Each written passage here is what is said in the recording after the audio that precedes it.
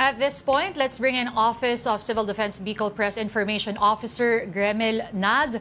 Sir, good afternoon po and welcome to Afternoon Delight. Hello ma'am, magandang hapon po. Sir, kamustahin lang po natin, ano na po ba yung sitwasyon dyan po sa inyong lugar? Currently ma'am, may reported po sa atin na evacuees na umabot sa 24,579 families or 87,499 persons. Pero yung bilang po ng nasa loob ng evacuation centers ay nasa 10,961 families or 38,521 persons. Meron kasi tayo ma'am ng mga nasa outside evacuation centers. Ito po yung nanirahan sa kanilang mga relatives o di kaya sa mga non-designated evacuation centers. Yan po ang 13,618 families or 48,978 persons po. Sir, confirm ko lang po, ilan na po, meron po kasing nakikitang report ng casualties sa Masbate. 4 po ba in total sa probinsya po ng Bicol? Sa ngayon ma'am, ang kino-confirm namin yung 3 reported po sa Masbate pero wala pa po kasi kaming hawak na official situation report. Kaya hindi pa namin siya mako-considered as reported po sa amin pero may information na po kami. And hinintay lang po namin yung ulat galing po sa Provincial DRM Office ng Masbate para agad naming mabigay yung details sa NDRRMC. Aside from Masbate, sir, ano pa po ba ang mga lugar sa Bicol region na pinakalubhang natamaan nitong si Opong?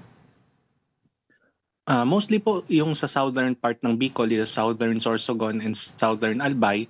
Pero ang pinaka-hardest hit po talaga si Masbate kasi sa kanila po talaga tumumbok itong si Bagyong Opong. And nakakuha na rin naman kami ng initial information kanina through the PDRRMO na may mga damaged houses, damaged electrical posts, and also may problems din sa linya ng communication sa ilang mga munisipyo. But we're very thankful naman dahil meron naman pong kanya-kanyang Starlink na binigay ang PDRRMO sa lahat ng mga munisipyo sa Masbate. Kaya meron po silang line of communication papunta po sa mga munisipyo at papunta rin sa amin sa OCD5. Sir, just to confirm, dun sa 21 po no, na municipalities, tama po ba sa Masbate, lahat po ba yun ay down ng kuryente right now? May several po na merong kuryente. Pero dito po sa Masbate City, may reports po sa amin ng power interruption po. Kamusta naman po yung supply ng tubig at balikan ko lang din po yung mga pamilya, no? 24,000 plus na nasa evacuation centers. Ano naman pong tulong na assistance ang kanilang nakukuha doon? Sa ngayon po ma'am ay yung ating supply ng water, wala naman pong nakarating sa amin na interruption. We're just waiting ma'am for the official report from Masbate para makuha natin yung details. Kasi ongoing pa po yung clearing and assessment ng ibang teams po nila. And para naman po sa mga binigay na tulong ay andyan po ang ating local government units na nag-a-assist sa mga evacuees sa evacuation centers and even yung mga affected population po na wala po sa evacuation centers. Kami naman po sa regional level, once po na ma-lift na po yung tropical cyclone wind signal, ay magdadala po kami ng augmentation and even food and non-food items para makatulong sa early recovery ng Masbate. At sir, kamusta naman po yung naging preemptive action dito pa as you prepared for Opong? Mas naging responsive po ba ang mga tao po sa inyong lalawigan? Definitely po ma'am, nakatulong yung mga experience po namin ng mga nakaraang taon.